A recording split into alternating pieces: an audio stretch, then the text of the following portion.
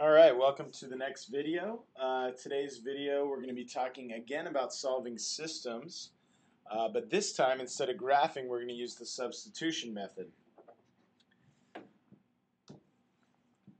So the substitution method, I think a lot of you guys are going to find favorable to the graphing method for a couple reasons.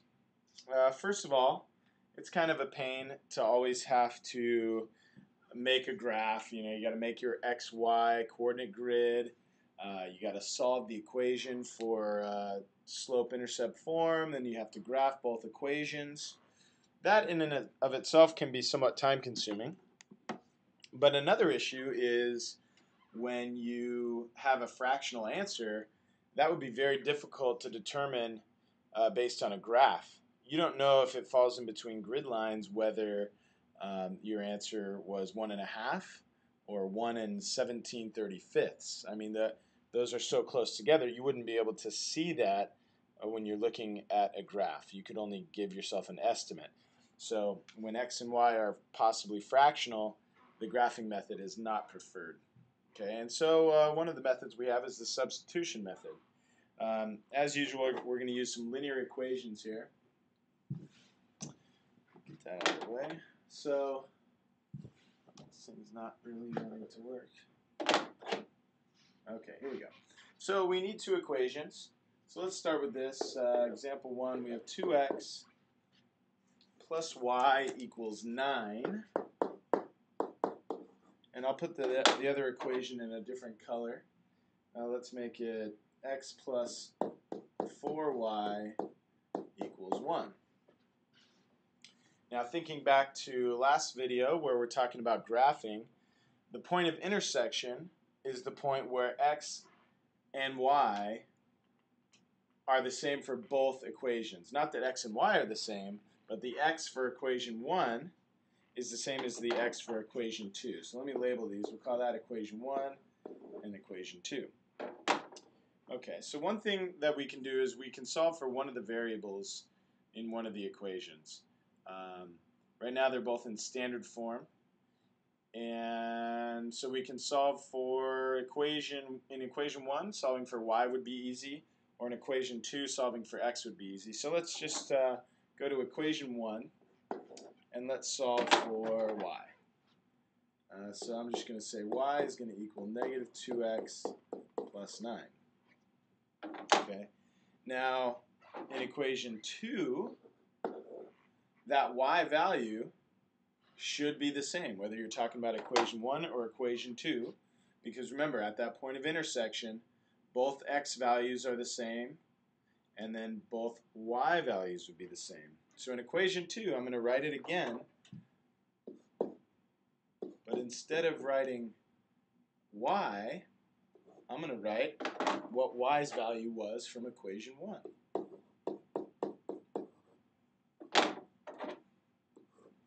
Okay, and that's going to equal 1. So equation 2 is written just as it was initially up here, okay? But we're replacing y with the value that it had from equation 1, which we solved for right here. So y is negative 2x plus 9. And so you'll notice now we have one variable, and with one variable and one equation, we can solve this problem. Simplify that. Negative 7x equals negative 35.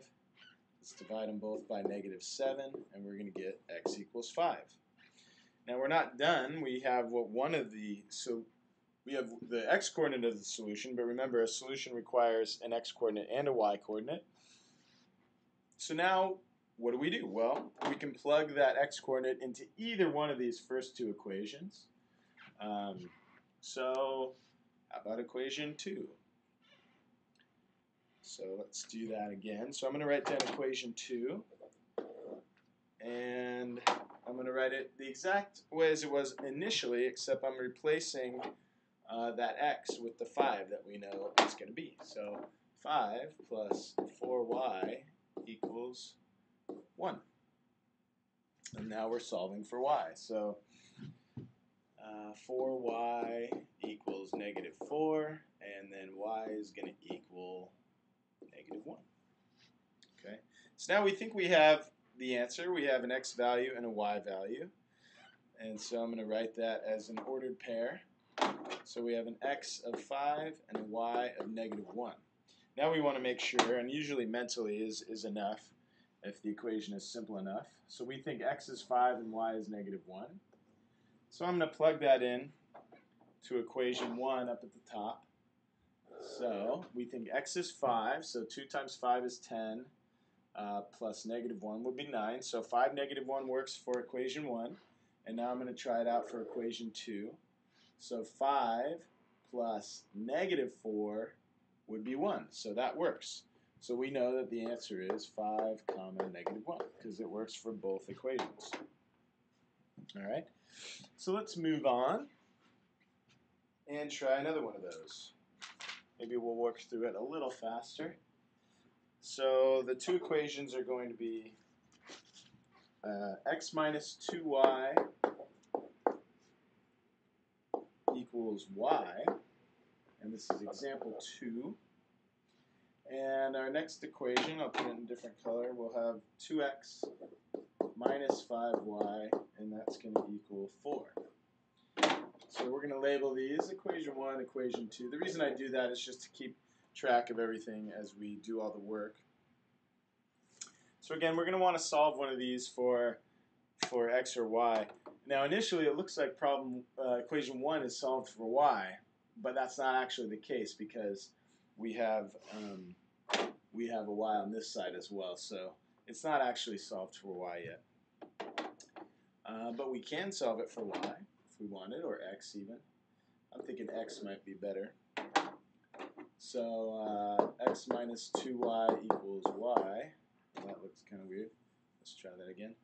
So x minus 2y equals y would change to x equals 3y.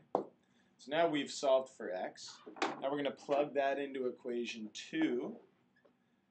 So the 2, we have 2 times x, which we have now decided is 3y,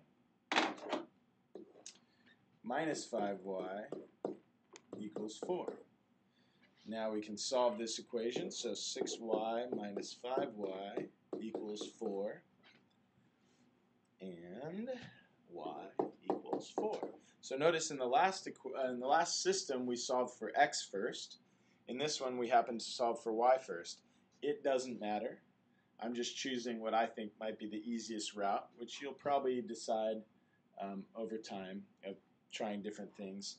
I try to avoid fractions if at all possible. So now we're not done. We know what y equals, but we need to know what x equals. So let's go back to our original two equations. Which one looks easiest to plug into? Probably equation 1 looks pretty easy. So let's go back to equation 1. We have x minus 2. Now we know that y is 4, so let's just put it in there, and that's going to equal 4 again.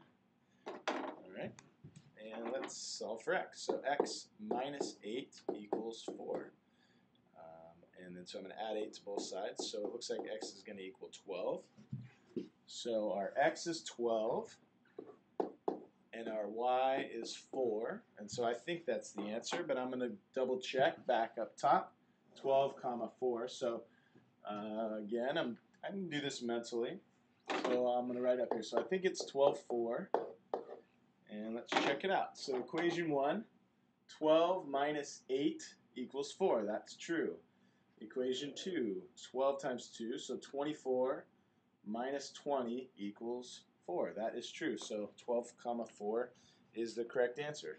I'm going to end this video now, and then we're going to talk about some examples where things get a little weird. In graphing, we had no solution and infinite solution, so let's see how that would work itself out in the substitution method.